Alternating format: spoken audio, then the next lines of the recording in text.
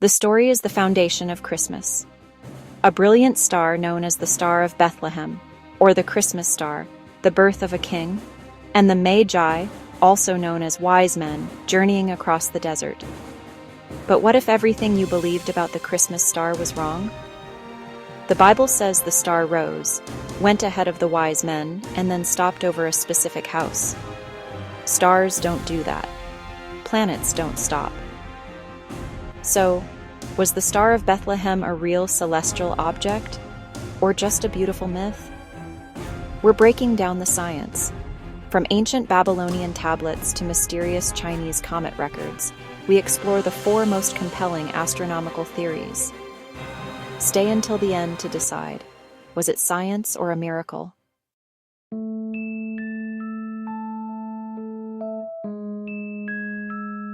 The Magi saw a star rise, associated it with a king's birth, traveled to Jerusalem, and were directed to Bethlehem.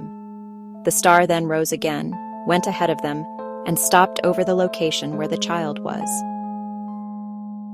Stars and planets rise in the east and set in the west, but they do not merely rise and stop over a specific location. This video examines the most common scientific explanations proposed throughout history.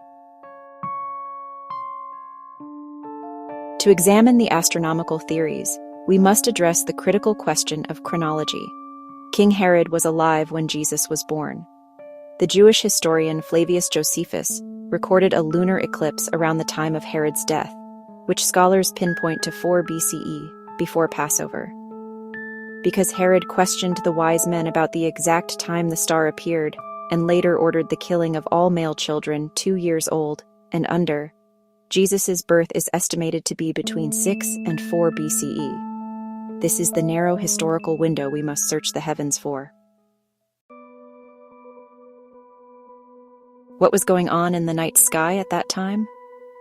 The fundamental question is, did the star even exist as a unique celestial event?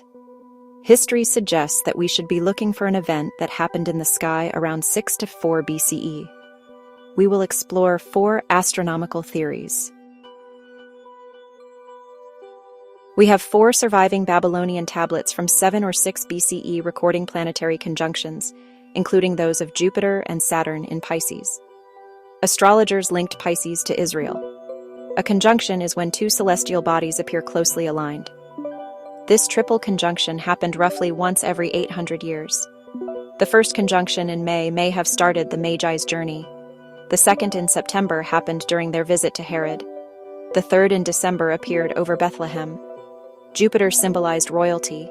Saturn was tied to Israel's protector. Together, this alignment likely prompted the Magi to interpret the birth of a great king. We saw a similar, rare great conjunction in 2020, where the planets had an angular separation of just 0.1 degrees.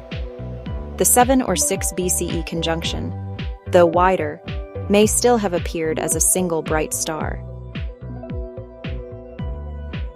First, the planets never approached closely enough to appear as a single object. The distance was about 1 degree, which is no wider than your pinky finger. Second, if this event guided them, why did the Magi visit Bethlehem, only 8 kilometers from Jerusalem, 2 months after arriving? This delay is a major flaw. Astronomer Michael Molnar proposed the alignment of Jupiter, Saturn, and the Moon in the constellation of Aries in 6 BCE. This alignment, occurring early in the morning, could explain why the Magi saw the star initially, but lost sight of it until it reappeared over Bethlehem. Molnar also suggested the planet's apparent retrograde motion, the temporary reversal of direction, might have created the effect of the star resting in the sky. Molnar's reconstruction lacks direct confirmation from Babylonian clay tablets or other ancient records. On August 12, 3rd BCE, the 2 planets came extremely close, and then again even closer on June 17th, 2nd BCE. During the second conjunction, they might have spectacularly merged into a single blazing point of light, a phenomenon some interpret as the star rising twice. once before the Magi's encounter with King Herod, and again afterward. The distance from Persia to Bethlehem is about 1,600 kilometers, which aligns with the 3-month period Jupiter was traveling westward in the sky.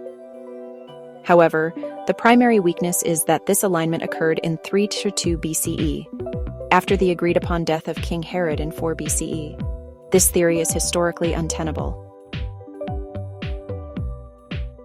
The Chinese, who had also kept meticulous records, documented in the Qian Han Shu that in 5 BCE, a broom star appeared in the constellation of the Ox for over 70 days. This broom star was likely a comet. A sun-grazing comet could have been observed twice, aligning with the biblical account of the star being seen twice. Comets are visually striking and appear to point with their tails.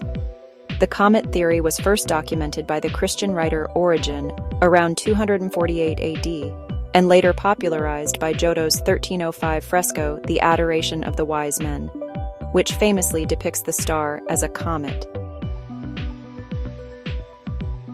In ancient times, comets were universally regarded as portents of doom.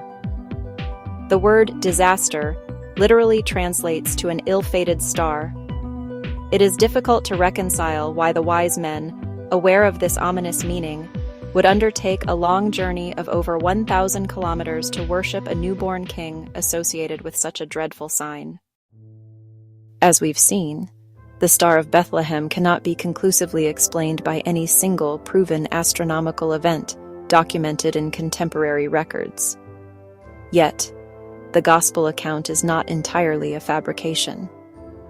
The historical context of King Herod's brutal massacre and the flight to Egypt suggests the underlying narrative was rooted in real events. The key takeaway is that Matthew was not an astronomer. He likely used the story of the Christmas star to dramatically proclaim the message of the new king's birth. The Star of Bethlehem ultimately transcends mere scientific speculation. It remains the embodiment of human longing, faith, and the unique intersection of history and symbolism.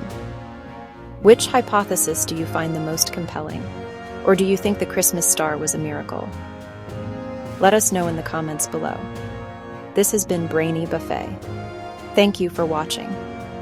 If you found this video as fascinating as we did, don't forget to like, subscribe, and share. Until next time, keep looking up and stay curious.